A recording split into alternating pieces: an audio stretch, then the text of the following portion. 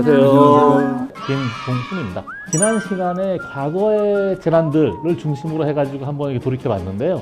현재도 코로나19가 장기화가 되면서 여태껏 경험해보지 못한 굉장히 긴 시간에 시민들께서는 이번에도 역시 굉장히 많은 활동을 지금 보여주고 계십니다. 최근에 문제가 되는 기후변화, 굉장히 심각한 주제로 이제 실질적인 위협이 되고 있는데요. 그래서 오늘 두 분 모셨는데 같이 이야기 나눠볼. 안녕하세요. 안산의료복지사회적협동조합 자원봉사 담당이사 임감묵입니다. 안녕하세요. 경기도 청년봉사단 1기와 2기 활동에 참여했던 봉사자 김수빈입니다. 지역적으로도 이게 퍼져 있고 이게 세대도 이렇게 여러 세대가 모여가지고는 지금 같이 얘기하게 되는데요. 당장 현재 일어나고 있는 재난 어떻게 대응하고 어떤 활동들이 있을지 우리 선생님께서 보시기에는 지금 현재 어떤 우리 재난을 겪고 있는 게 있을까요? 지금은 아무래도 코로나19가 대표적인 전염병이 아닐까 그렇게 생각을 하고 있습니다. 예, 아무래도 코로나19가 아무래도 가장 큰 현안인 거고 지금 저희가 촬영하는 이 순간에도 우리나라에서 지금 가장 심한 기간을 지금 지나고 있어가지고 그 이외에 잊지 말아야 될 현재의 재난들은 어떤 게 있을까요? 무려 몇 달 전이었죠. 장마도 지금 올해 안에 가장 이슈가 되었던 것 같아요. 여름 때 코로나19 기간인데 장마가 있었는데 38개 시군구가 특별재난구역이 됐거든요. 거기다 코로나19까지 있으니까 자원봉사자가 멀리서 가려고 그러더라도 코로나 때문에 과연 가서 자원봉사해도 되는 건지 이것도 참 애매한 상황인 거고요. 뭐 그 외에 또 뭐가 있을까요? 이제 얼마 전에 있었던 호주의 대형 산불이 그런 기후변화의 영향이 아닐까.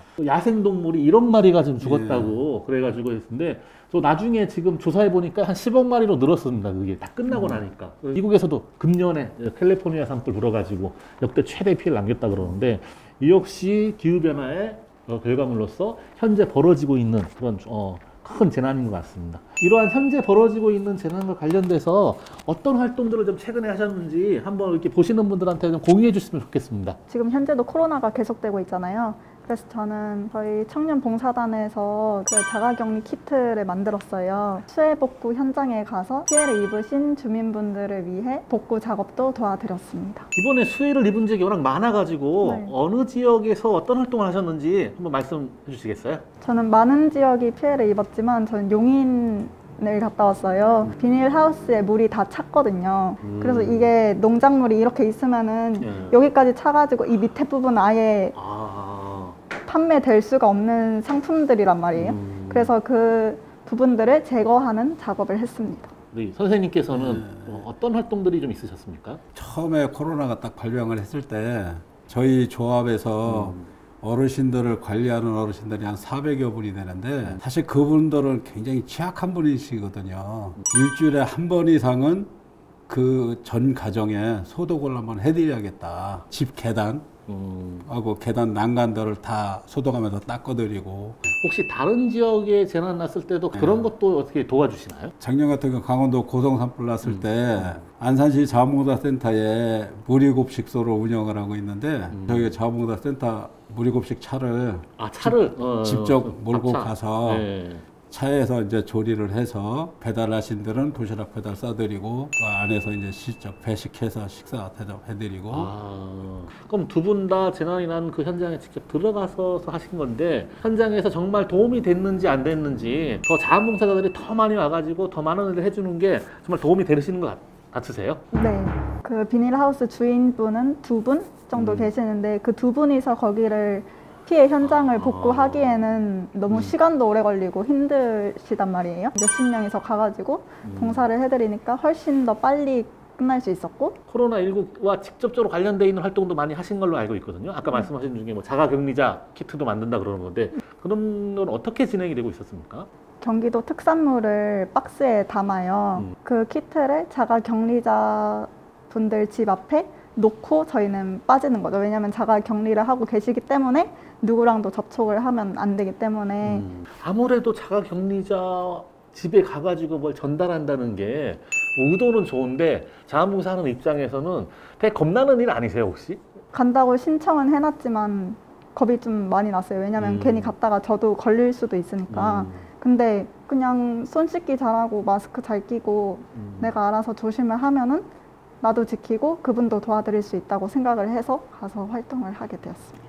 해보시니까 이후에 다른 친구들한테 한번 이렇게 권유를 해볼 만한 자원봉사이신 것 같아요? 그럼요, 당연하죠. 저뿐만이 아니고 다른 분들이 더 도우면 도울수록 더 많은 도움을 드릴 수 있기 때문에 많이 권유를 하고 싶어요. 예, 지금 우리 정부가 일주일에 한 번씩 자원봉사자 숫자를 지금 집계하고 있었는데요. 2015년 메르스 사태 때 행안부 집계에 따르면 총 44,000명? 지금은 이미 100만 명이 이번에 훨씬 더 많은 분들이 자원봉사에 좀 참여하고 계신 건데요. 그럼 코로나19 극복을 위한 자원봉사 종류에는 어떤 것들이 있을까요? 그래서 마스크 의병운동이라고 붙이기도 했던데 예, 나는 안 살 테니까 다른 분들이 많이 사세요? 뭐 이런 경우도 있었고 약국 앞에 사람들이 굉장히 줄을 많이 서 있어가지고 그 모여있는 것 자체가 위험한데 그러다 보니까 약국에 가가지고 봉사하시는 분도 있었고요. 시민들이 가셔가지고 공장에서 뭐 자원봉사 하시는 분들도 있었고 어떤 분들은 뭐 심리적 방역해가지고 이렇게 화분들을 많이 만들어서 다들 집콕생활 하셔야 되니까 힘드니까 그러니까 나눠주면서 음악 연주하시는 분들 아파트 단지마다 들어가가지고 굳이 나오시지 마세요. 그냥 그 베란다에서 보세요. 우리 연주하는 거. 정말 다양한 사례들이 이번에 정말 많이 나왔던 것 같아요. 우리가 이번에 보여줬던 다양한 형식의 자원봉사 활동이 좀 세계에 내놓을 만한 그런 중요한 사례들이 아닐까. 영어로 번역을 해가지고 많이 알려줘야 되는데 해외 우리 이런 거 했다고. 언택트로 할 수 있는 자원봉사는 없을까? 생각나시는 거 있으세요? 언택트 봉사라 그랬을 때. 네, 저희가 계속 수업을 받고 있는 입장인데 저는 학생이잖아요. 네. 코로나로 인해서 비대면으로 바뀌었어요. 이 비대면 수업에 활용하는 프로그램을 저희가 처음 접해봤는데 줌 같은 프로그램 말씀하시는 거죠? 네, 맞아요. 화상회의 하는 시스템들. 네. 네, 그 프로그램을 교수님 아니면 선생님들만 알고 저희 학생들은 처음 알다 보니까 교수님들께서 저희한테 다 알려주셔야 돼요. 교수님이 학생들 다 해가지고 일일이 다 줌을 가르쳐 줄 수는 없는데. 네. 그래서 이 프로그램을 알려줄 수 있는 그런 자원봉사가 또 있었어요. 이번에. 그런 걸 할 줄 아는 사람들이 네. 자원봉사자들이 학생들한테 그런 줌의 사용법들을 알려주고 네. 디지털 전환 사회가 되면서 특히나 청년분들이 어쨌든 그러한 디지털 도구의 사용법들을 노인분들한테 알려줌으로써 디지털 격차를 줄이는 그런 활동들이 계속 여러 군데에서 벌어지고 있는 것 같더라고요. 그렇다면 또 질문 나올 수밖에 없습니다. 개개인 한 명 한 명이 가서 아무리 열심히 한들 이 거대한 사회 문제인데 과연 어느 정도 기여하고 있고 어느 정도 변화를 일으키고 있을 건가? 과연 그게 큰 의미가 있을까? 이렇게 생각하시는 분들도 있을 수 있는데요. 어떻게 생각하시는지 한번 말씀을 주시면 감사하겠습니다. 제가 봉사함으로써 다른 분들이 제가 봉사하는 모습을 보고 따라서 나도 저 봉사 해보고 싶다 하고 신청할 수도 있잖아요.